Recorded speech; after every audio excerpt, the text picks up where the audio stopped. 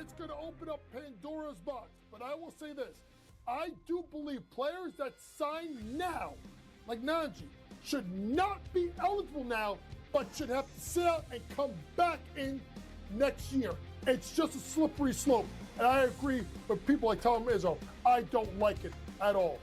College basketball today, only on SportsGrid. Sometimes those coaches do get the axe regardless of what the owner said just a few short weeks ago. And sometimes, Joe, you can't have it both ways.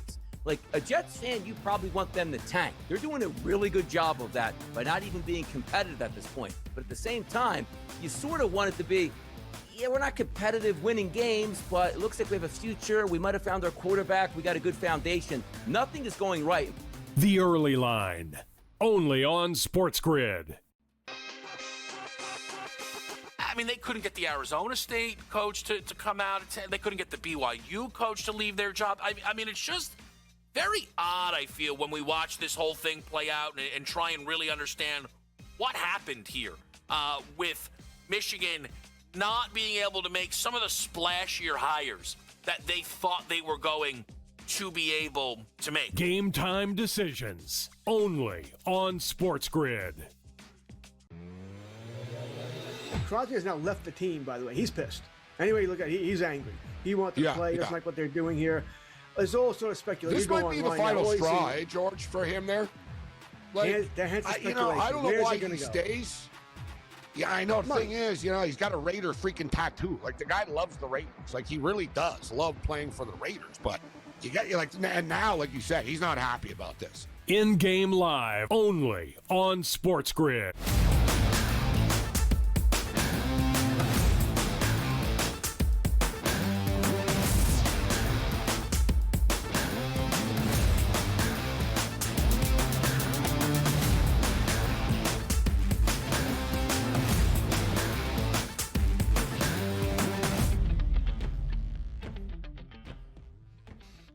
You guessed it, it's a Football Friday right here on the SportsGrid Network. It's the Early Line. The next 2 hours are designed to get you ready for everything that's going to happen this weekend, which includes a playoff game tonight with already half of the national championship picture in the fold for next weekend's Monday Night Football game, a national championship extravaganza in Miami, and also Wild Card Weekend. 2 games on a Saturday, 3 games on a Sunday, 1 game on a Monday night. And if I could just start here, it's Donnie right side, it's Joe Ranieri. I'm coming home. Tell the world I'm coming home. The Miami Hurricanes are in the national championship game. What a morning, Joe Ranieri. I know the energy is good today. Yeah, you just couldn't ask for a better ending and a better way for it all to go, Donnie, as yes, it feels like justification for the downtrodden U fans all these years, but they'll have a real big shot at redemption coming up here in the couple of weeks here now, Donnie, right? How about that? By the way, I fell asleep last night around halftime, woke up 4:45, checked the scores here. The Canes did it. Watched the entire second half this morning on the treadmill. Exciting times here. If you need coffee, you need to get caffeinated, you're at the right place right here. Here's Joe. Let's go. So much to unpack here, Donnie, but it's official. The U is back. And last night in the Fiesta Bowl, the Miami Hurricanes didn't just beat Ole Miss 31-27. They didn't just punch a ticket to the national championship in their own backyard. They also exposed the SEC for exactly what it's become, Donnie. Overhyped and overrated. Carson Beck running it in with 18 seconds left. That wasn't just a touchdown. That was a statement and a farewell, for that matter. For years, we have been force-fed this narrative that the SEC is the king of college football, that it just means more. Well, let me tell you what it actually means now, Donnie. Irrelevance. Because for the third straight year, there will be no SEC team in the national championship game. Let's that sink in for a second here, SEC. That's 3 years now. You have nobody playing for a national championship. The so-called best conference in America got absolutely smoked this bowl season, Donnie. They went 4-10 in bowl games and lost to teams like Virginia. I wonder where the Virginia... Oh, yeah, the ACC. They're basically losing to everyone. And now that ACC, the conference everyone loves to hate, has a team playing for a national championship. And oh, by the way, that team isn't named Clemson anymore either. The reality check is here for the SEC. You can buy all the five-star recruits you want. You can spend $17 trillion on a overhyped coach and get desperate all you want.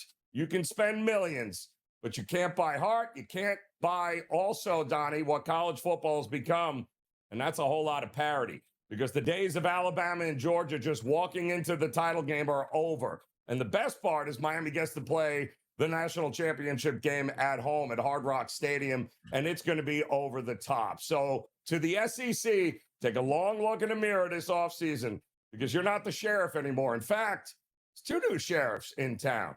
They live in the ACC and the Big Ten. The U is back, Donnie. Parity is here, and if we're being honest, maybe, just maybe, college football is better for it, and certainly better than it has been in decades. Way to go, you.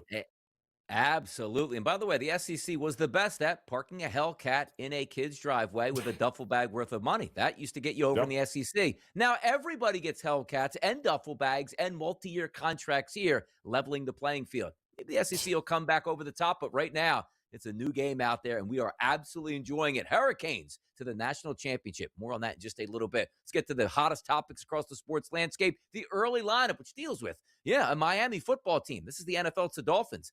They cut loose Mike McDaniel yesterday. We were led to believe that he was possibly coming back, but now Harbaugh is a free agent for the Ravens. Now you can start to say, okay, Mike McDaniel's on the way out. Did they like what they see in that front office there for Miami outside of McDaniel? He'll find the job soon, but Miami, that job's open. Yeah, Tony, I mean, the NFL, 8 NFL coaches have now been fired. Yes. So 25% of the league's teams have a coaching vacancy. What is going on? And what in the hell took you so long to actually pull this trigger, Donnie? I have no idea what Ross and company were thinking here in Miami. But you know what? Sooner rather than later, I guess. It would have been great, but you know what? You eventually got to it. So Miami, now you get to rebuild, like it appears, Donnie, a whole lot of other teams are going to be doing in the NFL over the next couple of seasons. Yep, got to reevaluate, give your fan base something to get excited for, and maybe Miami's trying to do that. We're going to keep Miami in the headlines here. This is an NBA game, though. How about the Chicago Bulls and the Heat? Did you bet on that game last night? Wait, I didn't get paid on it? No, nobody got paid, and the players didn't play, and nobody watched. Why? Condensation on the court. Tough scene in this day and age in the NBA, huh? Donnie, it was I've never seen anything like that. And what cracks me up is they're saying, well, it's unseasonably warm at 50 degrees. I'm like, wait, what? What are you talking about? Double the humidity inside the United Center? They were cranking the air conditioners on. They couldn't get anything to work in order to get the condensation off the court. Way to go, Chicago Blackhawks, who had a game, I guess, the night before. All sorts of issues going on there in Chicago. Sorry about that, but they'll make it up at some other point, I'm sure. It's been 20-plus years since the Miami Hurricanes have played for a national championship in collegiate football. They will play for one in about a week and a half. Why? They beat Ole Miss 31-27, covering the 3.5-point line to 3-point line at game time, and also going over the total. By the way, going over the total, which included a first quarter that scored 3 points, a third quarter that scored 3 points, and the game ended up 31-27. What a fourth quarter. What magic played out last night, but Miami is moving on. Yeah, and listen, we kind of thought that if we were going to get fireworks, it might certainly be in the second half of this game. But, 2 explosive plays, 70-plus yard touchdown run for Ole Miss, and then a 50-plus yard touchdown pass in the first half. And, boy, the points were coming in, even though it felt like we didn't see a lot of Ole Miss in the first half. We saw a lot of them in the second half, though, and it couldn't have ended in better fashion. I mean, that is what college football the playoffs are supposed to be all about. Exciting game overall. How about Damon Williams? I don't know, maybe the check cleared for Washington, but he's headed back to be a Husky after possibly going to LSU and going back on a contract that was already figured out for Washington. Makes sense of it? It doesn't. It's the new NIL era. Here we go. Or he met with an attorney who told him, you're out of your mind. You will never win this. So, yeah, you are going back to Washington, which is exactly where he'll be playing next year. Greek Freak says, I don't want to go anywhere. I won't demand a trade. Hint, my agent's going to demand a trade. I want to be in Milwaukee. Maybe I don't. Yeah, he should have said, I will never demand a trade from Milwaukee publicly. Yeah, okay. That's sure. Okay, Giannis, you will absolutely demand a trade. You just won't come out and say it. But that's why you pay the agent. How much? What, 20%, Donnie? I mean, my goodness. By the way, they're saying like at the trade deadline, they're trying to make a trade to appease him. We've heard this for like 4 straight years now. How many trades are they going to make to appease this guy that never work out? They'll see if they can try again to appease Giannis Antetokounmpo here to keep him in Milwaukee. Because quite frankly, no free agent wants to go to Milwaukee. You better roll out the red carpet for this guy staying in that city. Josh Grisard here. He's out of a job. Hey, blame it on the OCs. A lot of that going around in the NFL these days. 5 assistants, in fact, are gone in Tampa there. So it looks like Todd Bowles stays, and he's going to have an entire new coaching staff alongside him next season. So, that's the right way to do it. It's time for some overhaul in Tampa, but the big man gets to stay there another year. I tell you, man, you go to front office, be like, nothing worked this year. You go, what, me? Who's every assistant coach around me? What happens if we fired all your assistant coaches but kept you? Sign me up. It's usually the other way around. Like, you're not firing my assistants. I think they did a good job. Todd Bowles, like, everybody can leave except me, and I'm good to go at this point. How about Tom Moore? 62-year coaching career. That's pretty impressive. That's very impressive. I'm trying to make it the next 6 minutes. That guy's got 62 years. Impressive. 6 minutes, Dougie Fresh, you're on. Kids from the 80s, you'll know that song right there. We'll be right back after this short break.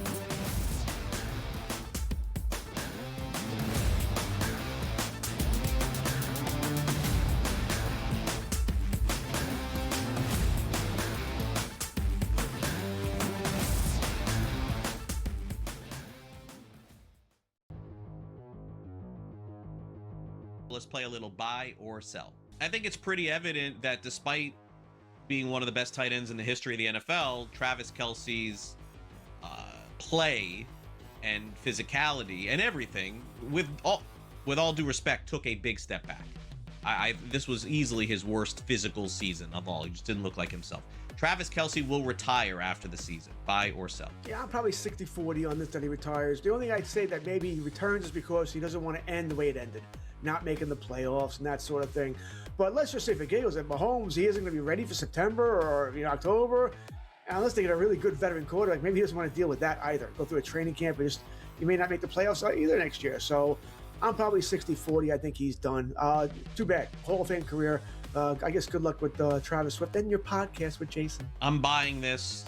Andy Reid addressing this question this week. Why? He could have just deferred and said, I don't know, we'll see. Fully answered the question about this maybe being his last game. What does that tell you? He knows. Everybody knows. I'm not 60-40, 90-10. I'm on buy. Bo Nix versus Caleb Williams. You'd rather have Nix over Caleb Williams in a dynasty league. That's a tough one. I think I'm going to go Caleb here, mainly because he has more running ability than Nix. I think he'll also stay healthier than Nix. I might like his receivers more as well. He's got a Dunze. He's got you got DJ Moore. You got the good tight ends here. Probably do lean towards Williams here. Not by a hell of a lot. It wouldn't be an easiest choice here, but I'm going to go with Caleb Williams here. I would agree. It's not that I think that Ben Johnson is a better coach than Sean Payton. I think Ben Johnson is better for Caleb Williams than Sean Payton will be for Bo Nix. I think running is going to be a big part of what Denver does in the future. So there you go. I'll sell. Fantasy Sports Today. Friday, starting at 3 p.m. Only on SportsGrid.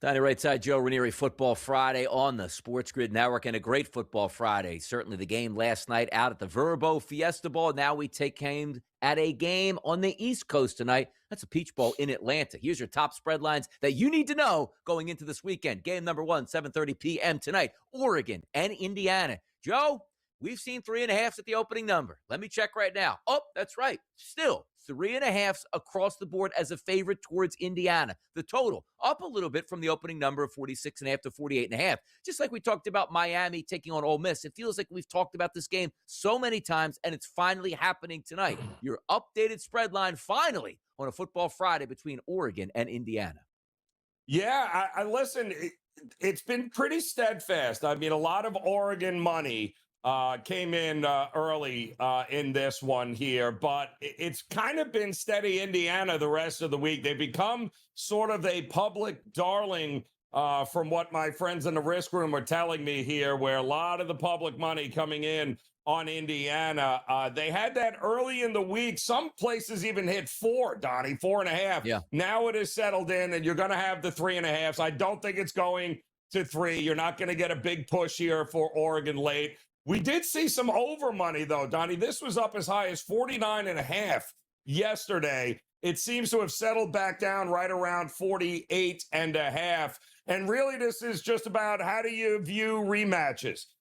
We've seen 2 of them, right? In the playoff, we saw Georgia and Alabama in a rematch in the SEC title game, and we saw Alabama and Oklahoma in the college football playoff first round.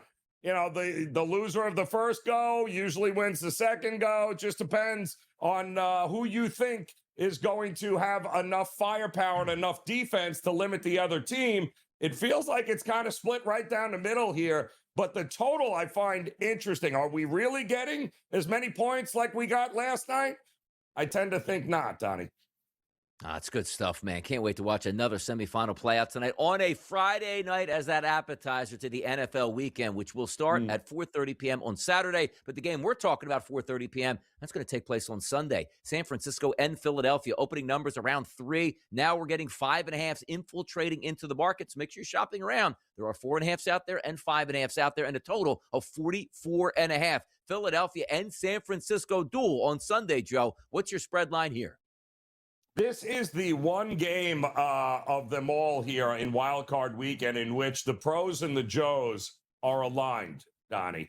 And they are aligned on the Eagles. Make no mistake about it. All the money, all the tickets on both sides coming in on Philadelphia. We also saw the total being pushed down this week, too. That also seems to be in alignment with the pros and the Joes. So we're getting a lot of under money, and we're getting a lot of love for Philadelphia. You'd be hard-pressed to find a lot of folks back in the 49ers in this game. But I even saw it hit as high as 5.5, Donnie, in some spots. And there are some 5.5s in the marketplace now this morning. So here comes the love for the Philadelphia Eagles at home. That's a dead number, Donnie. You and I both know it at 5.5, though.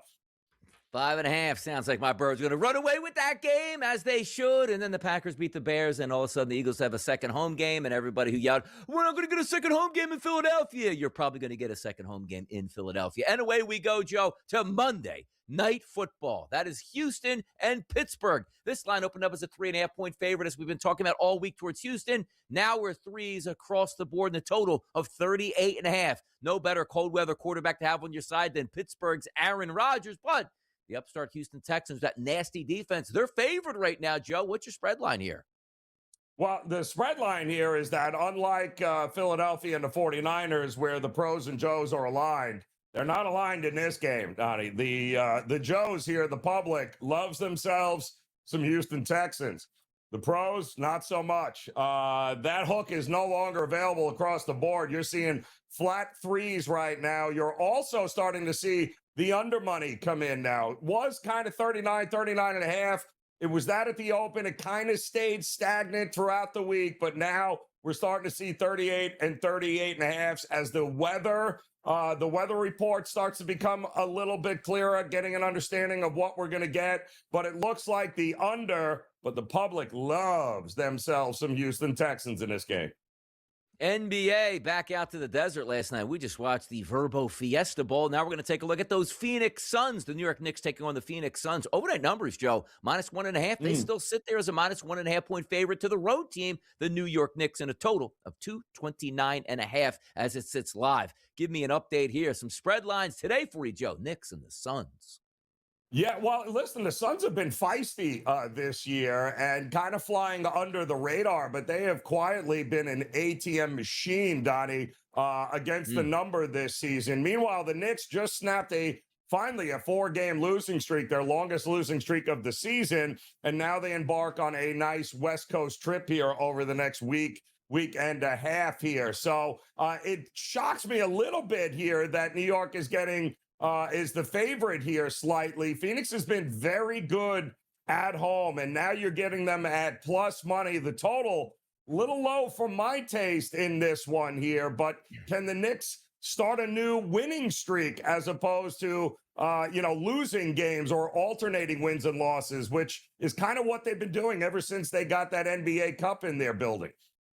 Yeah, it's kind of crazy how it works out now, center stage in the NBA. How about some action? Wait a second, there's still football being played? No! How about Miami, Ohio taking on Toledo today? Overnight lines, Joe, I saw -1.5 as a favorite towards Miami. They still sit there today. 163.5 as a total. You love to see that in college basketball. Miami, Toledo, basketball. What's that spread line?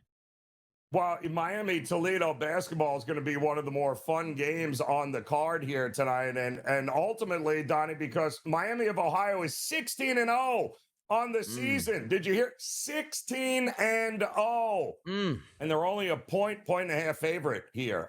This game in Toledo. Toledo has been, this historically has been a great battle and a great matchup. But Miami of Ohio, my goodness, Donnie, they could run the table for a little while based upon their schedule. This, I can't even believe it, is the game of the night here. Can they go 17-0 on this season? We're going to find out. The mid-major is going to be dancing at some point during March Madness. Maybe it could be one of these two teams here tonight. We'll find out. More NFL news and notes on the way on a Football Friday.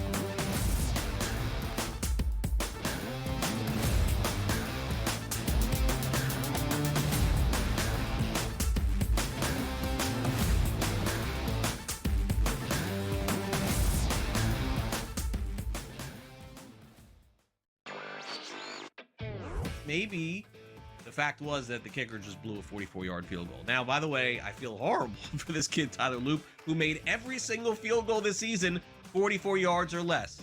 But the extra point that was missed just before that by Chris Boswell was the only extra point that he missed all season long. So did they bless that same holy water when Boswell missed the extra point?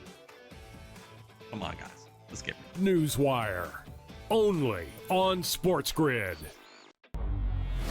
They have one more win than Chicago, and they literally beat Chicago in Week 17, and yet the Niners are on the road and the Bears are at home. Why? Because of an outdated rule that says, well, winning your division is the holy grail. Rewarding an 8-win division winner with a home playoff game is like giving the corner office to the guy who won the office fantasy pool instead of the guy who actually closed the accounts all year. The Early Line, only on SportsGrid. It's going to open up Pandora's box. But I will say this. I do believe players that sign now, like Najee, should not be eligible now, but should have to sit out and come back in next year. It's just a slippery slope. And I agree with people like Tom Izzo. I don't like it at all. College basketball today, only on SportsGrid.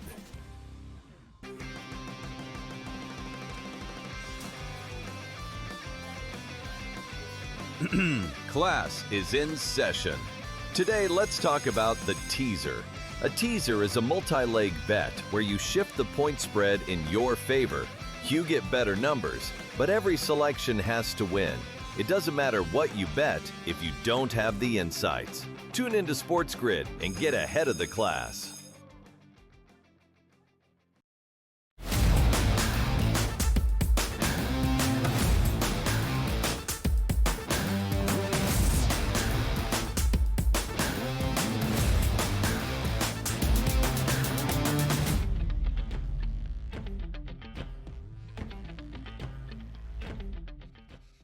Oh, yeah, it is a Football Friday right here on the SportsGrid Network. Action-packed energy all day long to get you ready for tonight's college football semifinal and then this weekend's wild card action. You know the place to be. It's right here on the grid, but right now it's the early line. And we're going to talk some NFL firings here. Mike McDaniel. Joe, how about this? On Monday, he's like, you know what? I'm going to get in front of the press and be like, yeah, we're going through interviews right now for a general manager, starting our all season here, and everything's going to be good. Stephen Ross then on Tuesday met with McDaniel and goes, you know what? I don't know if you're the right guy for the job anymore, and fired McDaniel, and here we are today. The Miami Dolphins looking for a new head coach. I was kind of surprised by this because this week it looked like McDaniel was definitely back. I don't know what took so long. To me, this had to have been in the works for a little while. I don't necessarily believe that the Harbaugh becoming available was the reason for it, but I just don't know what they waited for. Listen, if you're going to do this, you have to do it right. You got to get the general manager correct, right? And as it turns out, ironically enough, the general manager that's in the lead maybe for this job is a former Baltimore Raven assistant to Acosta that had been there forever in Baltimore. So there is a connection to Harbaugh with the GM that is likely going to take the job. But I'll tell you, I can't see Harbaugh coming to Miami with no quarterback situation whatsoever. They are kind of stuck with Tua, at least for another year until they can figure how to dump him to somebody else. Here's the interesting part, Joe, because as you started the show, and you're right about this, the NFL's got 8 coaching jobs open. That's ridiculous. There's not enough really good coaches to fill that role. So usually in markets, Joe, it's like, okay, 1 to 2 coaches got fired. Hey, there's a lot of hot candidates out here. I better move on from my coach if I want to get one of them. The only reason I bring that up is when you go into the offseason, it looks like McDaniel was supposed to be back. What changed in Stephen Ross's mind this week? Because understand this, businessmen like Stephen Ross never go without a plan B that's already in motion at this point. So he didn't fire McDaniel like, you know what? I just don't think it works. Let's go through an extensive process and go through 15, hiring cycles here to see if we can get the right guy that we want. I do believe Ross got word this week that a big name coach was like, I might be interested in that job. And that's why McDaniel's gone, because I do find it interesting where we weren't going to fire McDaniel until Harbaugh actually hit the street. You knew for 3 months who these coaching candidates were going to be. Not a lot of people thought that Harbaugh, let's just say Mike Tomlin, would be out on the sideline. The Tomlin obviously is not out because he's still coaching for Pittsburgh in the playoffs. But now that Harbaugh's out, I got to believe there could be some smoke where there's fire, because I don't think Ross, again, fired McDaniel by himself on a whim I just think it's time for something new. Something's got to be cooking here, Joe. Well, and it could very well be the fact, and again, keeping in mind, it's not just a coach, it's a GM and now a coach. And it would be kind of hard to sell to a GM in the interview, yeah, we're going to keep McDaniel, McDaniel's your guy. A GM's going to, if you're really hitting the reset button, which it sounds like that's what they're doing, they are interviewing, the guy's name is Chad Alexander. Now, Chad Alexander spent 20 years in Baltimore in that front office working under Ozzie Newsome. And he's got over a decade of experience working with John Harbaugh. Do you know who he currently works with? Jim Harbaugh on the Chargers. So this could very well be the key as to why all of this is happening, Donnie. You're right. Where there's smoke, there could be fire. You bring in the GM who immediately brings in John Harbaugh, you've got yourself now a new era in Miami. Exactly, and something to believe in, because a lot of times, again, we are in the, let's just say in the NFL, you're in the business of selling seats and making money. If you keep McDaniel back next year, where's the energy from? We know what we're going to do. You get a new head coach in there, a big-time head coach in there, you're going to fire up that fan base once again. And understand this, too. He's going to get a lot of rain in that organization because Miami's not exactly run well where they're making it to the playoffs every year. I mean, the team hasn't won a playoff game, it feels like, since 1972 at this point. But also, if we are looking in the future, Tua Tagovailoa has a decision to make, not for him, but just what the franchise is going to do. Understand this. This could be a complete teardown season where you just eat it, you cut it, or you try to get a 6th-round pick and readjust his contract, but understanding this, your cap is going to be screwed up for at least 1 to 2 years. Or do you keep him and say, well, if we cut him, it costs us more than actually keeping him here. We'll use him for 1 more year. We'll see what we have and then reevaluate. That's tough. What do you think the Dolphins, Joe, do with Tua? They're going to try to move him. Good luck with that because they still owe him a ton of money. And listen, I mean, you brought in McDaniel to fix Tua, right? And it looked great early on when you had, Tyreek Hill, still wanting to play and healthy. And wow, they looked fantastic until they got to -8 degrees in Kansas City. You got to find a new identity in Miami, Donnie. Don't say that new identity. It's M-I-A-M-I. It's those Canes. Let's get to the fiesta next.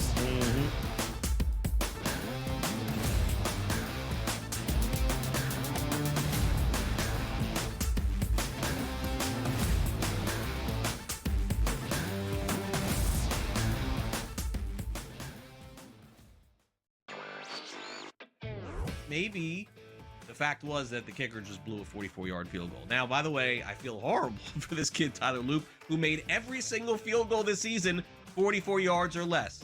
But the extra point that was missed just before that by Chris Boswell was the only extra point that he missed all season long. So did they bless that same holy water when Boswell missed the extra point? Come on, guys. Let's get it. Newswire. Only on SportsGrid. They have one more win than Chicago, and they literally beat Chicago in Week 17, and yet the Niners are on the road and the Bears are at home. Why? Because of an outdated rule that says, well, winning your division is the holy grail. Rewarding an 8-win division winner with a home playoff game is like giving the corner office to the guy who won the office fantasy pool instead of the guy who actually closed the accounts all year. The Early Line. Only on SportsGrid. It's going to open up Pandora's box. But I will say this. I do believe players that sign now, like Najee, should not be eligible now, but should have to sit out and come back in next year. It's just a slippery slope. And I agree with people like Tom Izzo. I don't like it at all. College basketball today. Only on SportsGrid.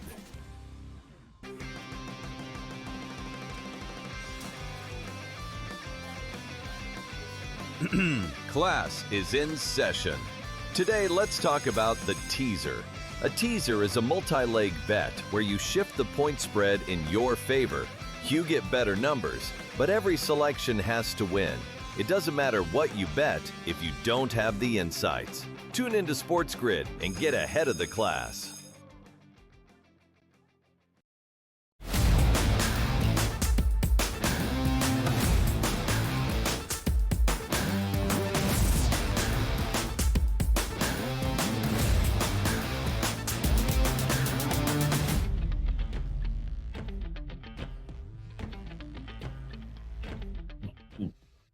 Canes are moving on, people. A win once again. And by the way, this is a little bit of cheating because, back in the day we talk about, we'll actually have Coach Terry Bowden on, his father Bobby Bowden, the king of bowl games here. You got to win one bowl game a year, Joe. Now you get to win multiple bowl games a year. It's kind of cheating, isn't it, right now? Like Mary just picked up 2 more bowl wins in one season. Yeah, kind of crazy, right? When you think about it, but it's listen. It's been, and I love it. The last time I checked on it, because the whole idea of having Miami come home and on the 19th get to play in their own backyard. Yeah. If you remember, you notice as a Canes fan, Donnie, 3 out of the 5 championships that they have rattled off here back in the day, those games were all won at the Orange Bowl. So Correct. It's been a hot minute. I think it's been a very 27 years since a team gets to play in its own building to play for a national championship. But Miami used to do it a lot. That's how they won their championships back in the day. Yeah, the Big 8 would come down and be like, wait a second, we got to play Miami in this heat in Miami with their home fan base right here, Nebraska, Oklahoma. We're like, this isn't fair at this point right now. And that always goes back to they can't use their smoke machines. So Sebastian the Ibis just went and got the fire extinguishers and used them himself. So there's a lot of gamesmanship that goes on. Here's Mario Cristobal talking about the 24-14 win yesterday.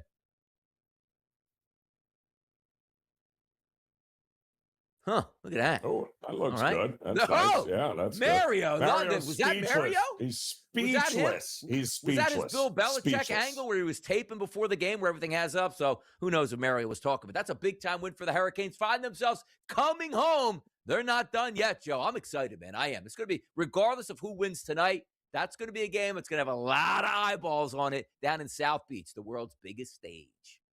Was that foreshadowing, Donnie? Do I have to now bet Oregon? Is that kind of what? Now I got to bet Oregon. They ended up throwing that in there and talking about Mario Cristobal. So now I have to bet Oregon here tonight. But I got news for you. I'm looking at Oregon, Indiana. What makes the better? What would be better? I don't. I would like to see Indiana because I think it might be one of the most physical back and forth national championship games that we have seen in a very, very long time because they both play the same style of football. I can't wait to see the game tonight, but I would love Indiana against Miami. I think that would be fantastic.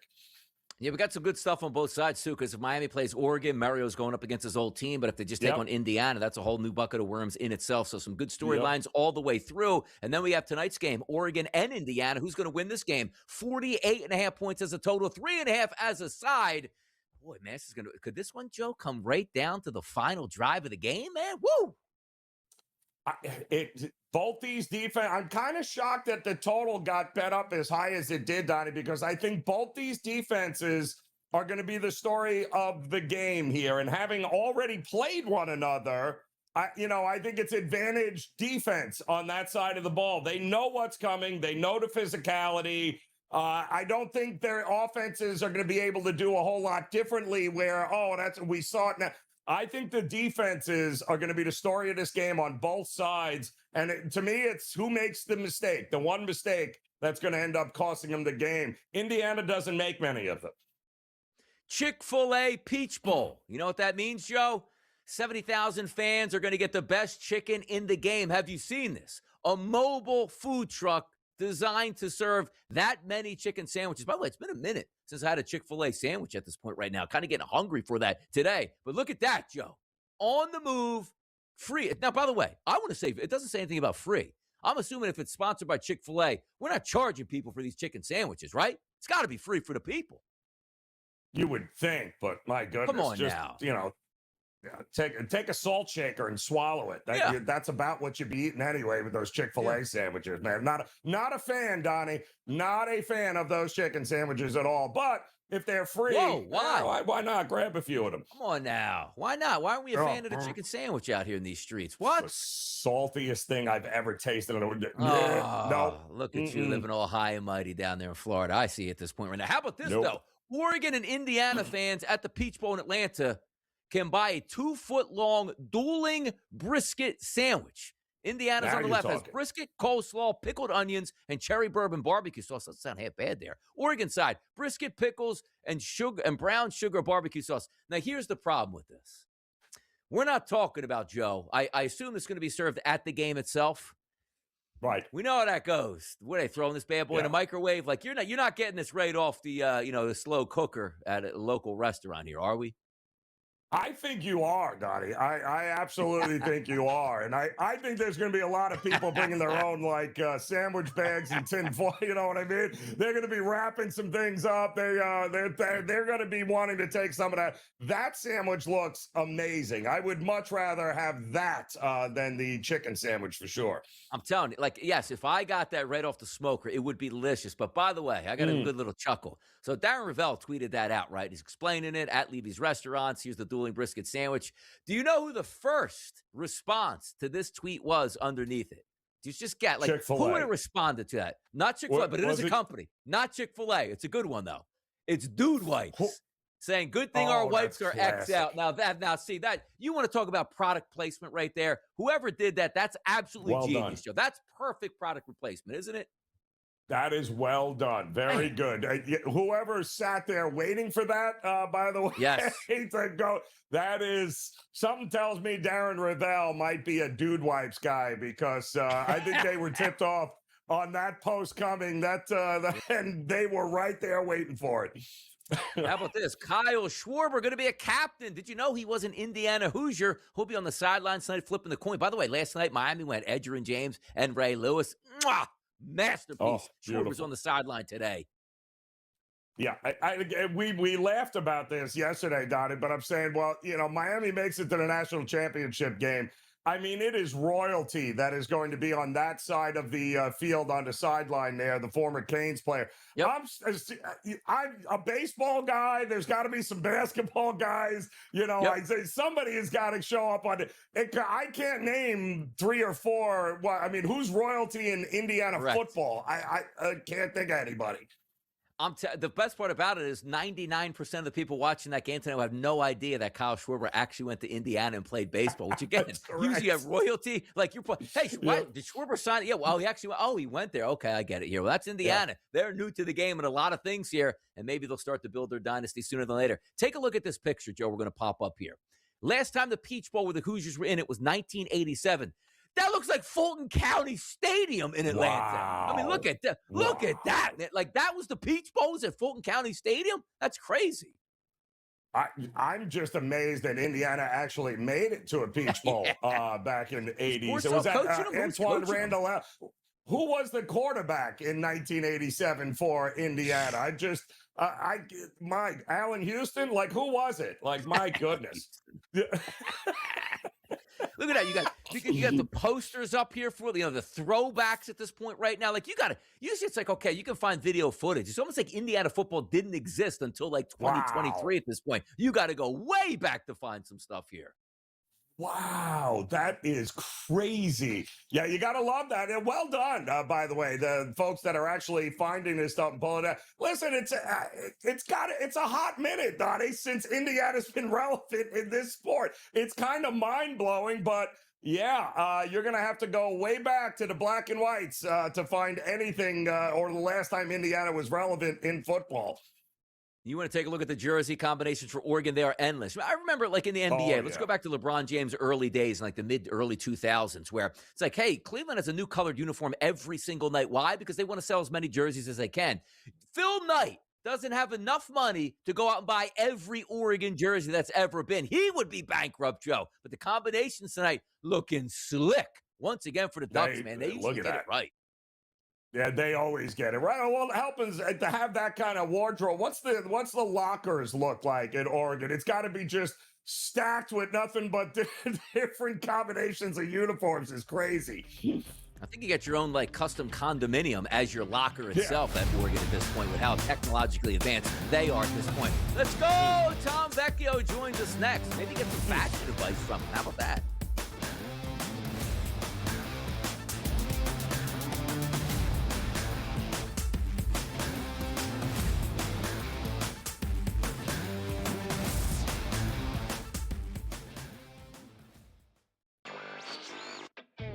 Maybe the fact was that the kicker just blew a 44-yard field goal. Now, by the way, I feel horrible for this kid, Tyler Loop, who made every single field goal this season 44 yards or less. But the extra point that was missed just before that by Chris Boswell was the only extra point that he missed all season long. So did they bless that same holy water when Boswell missed the extra point? Come on, guys. Let's get it. Newswire. Only on SportsGrid.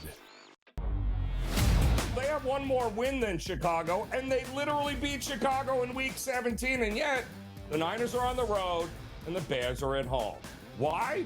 Because of an outdated rule that says, well, winning your division is the holy grail. Rewarding an 8-win division winner with a home playoff game is like giving the corner office to the guy who won the office fantasy pool instead of the guy who actually closed the accounts all year. The Early Line, only on SportsGrid. It's going to open up Pandora's box, but I will say this. I do believe players that sign now, like Najee, should not be eligible now, but should have to sit out and come back in next year. It's just a slippery slope. And I agree with people like Tom Izzo. I don't like it at all. College basketball today, only on SportsGrid.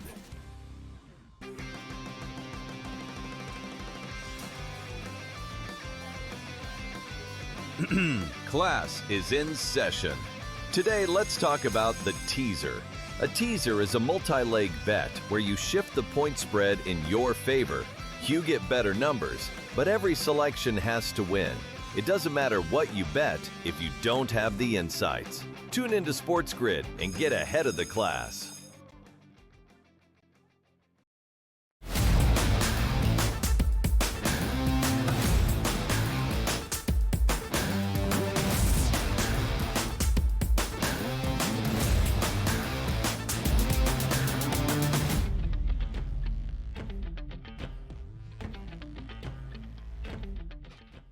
Let's get down to business, people. It's Wild Card Weekend. And again, I can't stress it enough. 2 Saturday, 3 Sunday, 1 on Monday Night Football. It's your boy DRS along with Joe Ranieri. Now we welcome in my guy Tom Vecchio here. Big weekend on deck. Tommy, are we ready for it?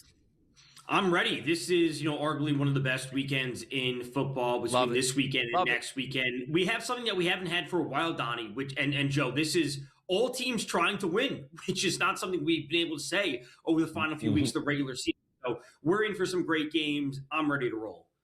Let's roll here. And Tom, we'll start you right out. 4:30 p.m. tomorrow, the biggest line you're going to find. And it's not a home team favored by double digits. It's a road team. There is some weather in the forecast here, which means we could get some rain. We actually saw this game just a few weeks ago, and the Rams lost this game. But the Rams are still favored by 10.5. It's been that number all week, Tom. How do you play Rams-Carolina in your mind? We were talking earlier in the week, and I was expecting this line to move down to 9.5. And at one point, it moved from 10.5 down to 10. I was like, okay, things are going there. At that point, I would be interested in the Rams. But 10.5 is where it still sits. There's a lot of historic trends to back home teams in playoffs that are getting double-digit points. I don't know if I can get there with the Panthers. And I may not be betting a side in this game. It really just comes down to the total. I think the Rams want to get out there. They want to right the ship. They want to run up the score. They want to prove what happened a month ago at this point, wherever it was just a flash in the pan. They're still one of the favorites to win the Super Bowl. They have the second best odds, yet they're a road team in the playoffs. I think they go on and score points. I like their team total best in this game. Like to see it. So the night game is interesting because we've talked about it all week. Like I think the line of Chicago being a slight dog to Green Bay at home as the number 2 seed tells you what the market thinks of Chicago. But we're also seeing some under money come in, which I think makes sense. So how do you approach this game? Is it a slugfest? Is it both teams running the ball as best they? What are we going to get in this game? So, to your point, love the under. There's going to be a little bit of snow. It's not going to be a snow game. I want to make that clear. I saw some, people talking about it, across social media. It's not a snow game. There's going to be wind.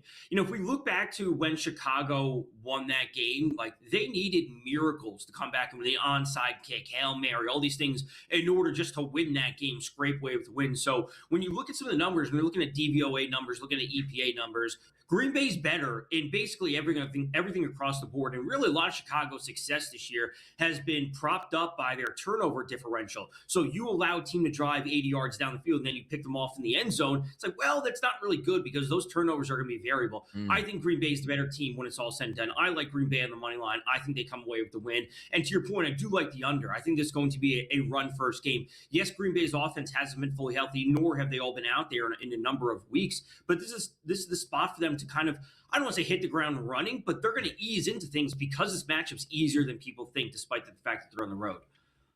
Josh Jacobs said this week it's the best he's felt in 6 weeks here. Matter of fact, he's not even on the injury report on a day-to-day basis. So a good sign there for Green Bay getting healthy at the right time. That game will take place on Saturday night. And by the way, heavy ticket count public favoring here for Chicago. Let's roll it over to Sunday. Another game with a heavy ticket count coming in on the San Francisco 49ers. But we see that movement from the Eagles as a favorite of around 3 at the opening number, up to 5.5 at some outlets right now. Philadelphia, some windy conditions, not overly bad, not totally freezing conditions, and no precipitation in the forecast. San Francisco banged up heads into Philadelphia, Tom. How are you looking at this game here?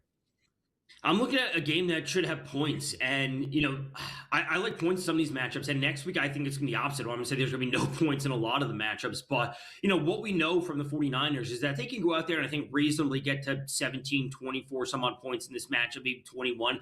But the Eagles, they should be able to pour it on. They should be able to get to 24 or 28, maybe even push to 30 because the 49ers defense is so bad. The Eagles coming off a full rest. If they want to have any shot at, defending the title, going back-to-back Super Bowl champs, like they need to come out on fire. Yeah. Your offense has been extremely up and down, but go out and score at least 3 touchdowns and prove that you are still one of the Super Bowl favorites.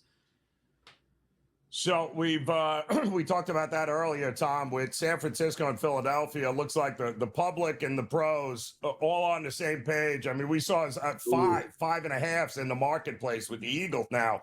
Not so much with Houston, though, and Pittsburgh, because the public loves Houston, and we're seeing nothing but Pittsburgh movement here, and the total's coming down. What do you think we get in this game? Tomlin as a dog at home, really tough to not back that spot when it's all said and done. Absolutely love the under in this game. I was on the under last week, Steelers-Ravens, and 4 touchdowns in the fourth quarter is not what I was expecting. That game was trending under the entire time. The live total was down to 32.5 at a certain point. I thought it was all locked up when it's all said and done. Really, I think the unders can come through. And then, my favorite prop for this is going to be Woody Marks, the running back for Houston, under 15.5 rush attempts.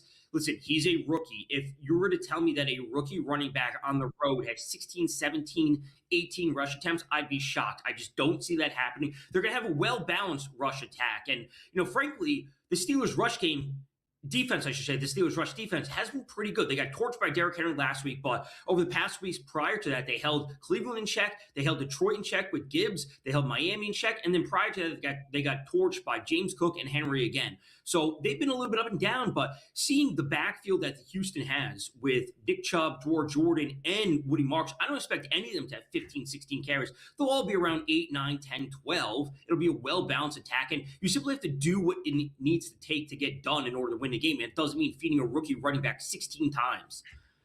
Yeah, and also, Tom, we always point out, you look at Pittsburgh, that's not a quick strike offense. Pittsburgh would love to go 13 plays, take 8 minutes off the clock, and then there you go. You have limited possessions and limited plays there for the Houston Texans. Agree on that. Let me flip back to one game on Sunday afternoon, Tom, 1 o'clock start. Buffalo and Jacksonville. Jacksonville's got an 8-game win streak coming into this football game, and they're underdogs. They've been underdogs all week long. Buffalo holding steady as a minus 1.5 point favorite. Do you agree with that line? And how does this game play out in your mind? I agree with the line because I don't think the books would ever want to post the Bills as underdogs. It's just where I think things would go. This game is a coin flip when it's all said and done. I honestly think that this game is a race to 35 points. The Bills defense can't stop anyone. The Jags offense has been a rocket ship over the past month. I think either team has to score, and it's really going to be the first offense to make a mistake and the defense to get lucky, and the game's going to end 35-28. Is New England getting disrespected this week, Tom, at that 3.5, or do you think the Chargers legitimately have a chance to go in there and pull that upset? I think the Chargers are live this weekend. I think they are the best of the underdogs to come away with the win. Tom Vecchio dropping knowledge on a Football Friday. Thanks, Tom. We'll talk again shortly here. As for myself and Joe Ranieri, we'll be right back after this short break.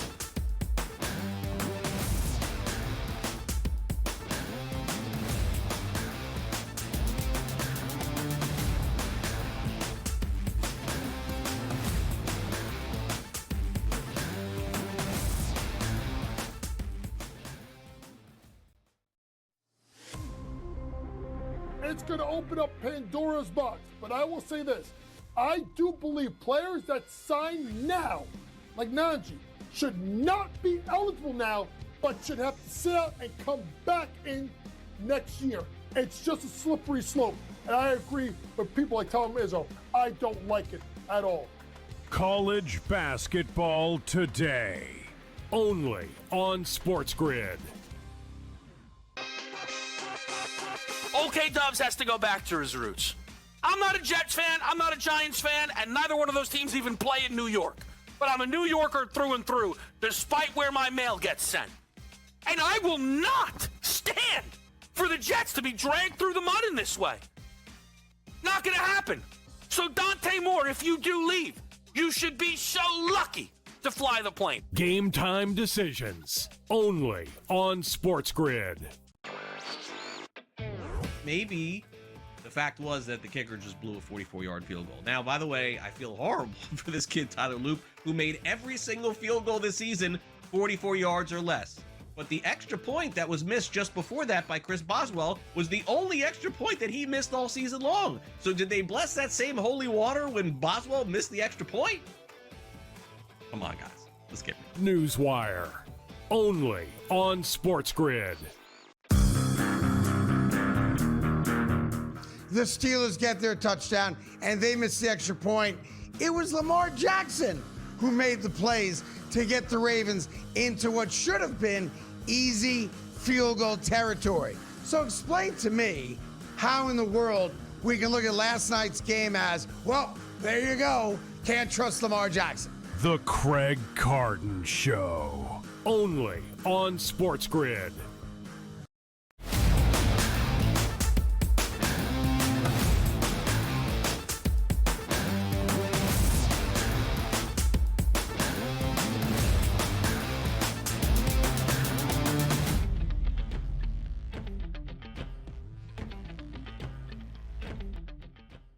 The NBA, people. We're going to talk a little NBA action right here on a Football Friday. And we're going to get to some games in just a few moments. But I get angry at this league because I can see the greatness in the model that they want to be. And they're never going to make me commissioner because we would drop it from 80 games down to about 40 games, spread these games out, no back-to-backs, where you got actual anticipation for games coming up. I used to joke here, Joe, doing the early line with Kevin Walsh and say, can you imagine the NBA if they had 17 games like the NFL and all they did was play on Sundays where you would just wait all week long to talk about LeBron James matchup going against, Giannis Antetokounmpo, watching it play out like it was the Super Bowl every week, and the ratings would be high and they'd probably make just as much money as the NFL, but they're still scripted a little bit differently, 82 games on the schedule, and that's the way it is supposed to be. But now you take a look and say to yourself, all right, well, how can the NBA get better? Well, the superstars don't want to play. Like, we just had a trade for Trae Young, who's quote-unquote a superstar in the NBA. His new team acquires him, Joe, and you know what they said? You know what? It might be best if he doesn't even really play down the stretch at this point. We just sit him on the sideline, which brings up Giannis wanting a trade request. So let me get this straight. Giannis puts in a trade request, and the Miami Heat goes to Miami. Miami goes like, let's not play him this year. Let's sit him out because we want to protect the draft pick. This league stinks. I'm sorry.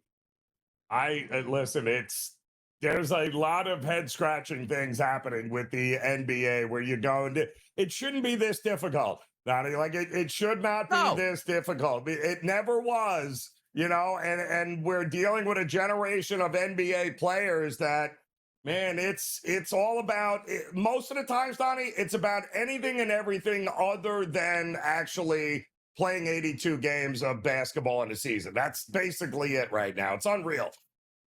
Let me talk about this next topic, Joe, because I don't understand how we're misconstruing a lot of things. If I were to tell you, which everybody in the media knows this, hey, by the way, Nielsen's going to change their ratings this year. Everything is going to be higher. And yet the national media continues to put out stuff like this. ESPN is one of its most viewed starts in NBA regular season. Like, everybody's watching the game. No, they're not. Wait till next year. Like, why are we missing the caveat here? And I'm not saying you're not getting more people, which, again, next year you'll be able to tell year over year. But every single sports league, every tweet is like, oh, my goodness. And here's where you're going to fall into the trap, Joe. The WNBA, look at our record ratings. You better pay us now. Doesn't the WNBA actually negotiate with the players going like, there's an automatic bump? Like, sometime when I was in high school, like the SAT got a bump of like 100 points and, hey, look how much smarter I am. No, you just got a free bump here. Why are we not explaining this with an asterisk saying, what a great start? Quote here, or asterisk.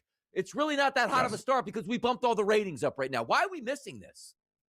It's laughable when they promote that without explaining that. Yeah, well, Correct. Given that this is the first year where now we're setting it up where if somebody happens to be changing the channels and comes across the NBA game and passes over, that's a viewer. We've got viewers that's now. A 4-hour viewer. That's a 4-hour view.